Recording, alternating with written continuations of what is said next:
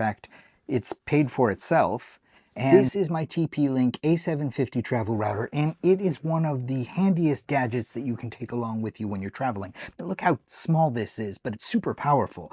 It has several different modes, but the mode that I use it most in is as a router, extending the Wi-Fi network in whatever hotel room or cruise cabin that I'm staying in. A lot of hotels and cruise lines will allow you to connect one device before charging you for additional devices. I choose that one device to be this device, and then I connect all of my other devices to it.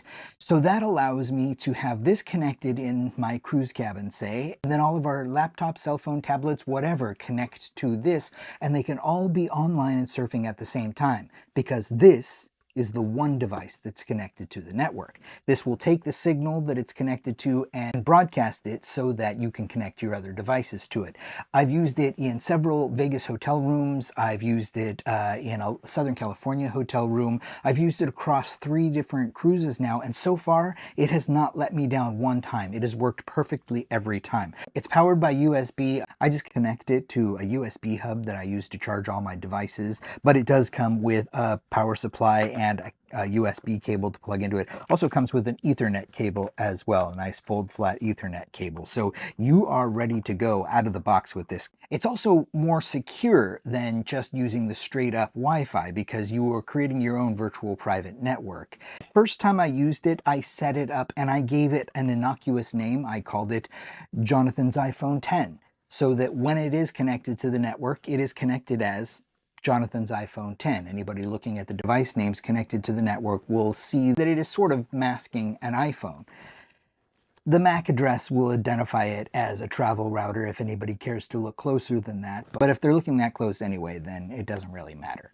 What's cool about setting it up ahead of time is because I named it Jonathan's iPhone 10 and I don't have an iPhone 10, I know when I'm looking at Wi-Fi networks, if I see that, that's my travel router and I connect all my other devices to it. Once those devices have connected to it and they've put in the password, they will automatically be able to connect to it again in the future. So if you set it up ahead of time before you go, you can connect all your devices to it ahead of time. When you're in your cabin or in your hotel room, you just connect it to the hotel's internet, and then your devices already know the network name and password and will just automatically connect from there. So it couldn't be more simple. And just look how little this guy is. This guy packs up so easily. It is no bother to bring with you at all. If you didn't set it up ahead of time, you can connect it to a laptop while you're traveling or use your phone to connect to it. It's really simple to set up. There's really not a lot to it. There are plenty of videos out there that will walk you through how to do it if you find yourself needing help, but it really was a pretty simple process. I did have concerns when cruising that it would be complicated to connect to this in the cabin and then leave and go about the ship, having to reconnect to the ship's Wi-Fi and then come back and connect to the cabin again. That wasn't a problem at all. When you leave your cabin, you just connect to the ship's Wi-Fi. Then when you get back to the cabin, when you reconnect to this, because this was connected to the ship's Wi-Fi previously, it knows to bring up the ship's Wi-Fi login screen. Your user ID and password are pre-populated for you. Just click it again and you're back in business. So super simple. I did actually once, just to see how convenient it would be, I did connect a power brick to this, just a little USB charging brick, so that this stayed powered, and I walked with it around the ship and stayed connected to it. It worked perfectly, but it was a little cumbersome to tether this around, so I only tried that once.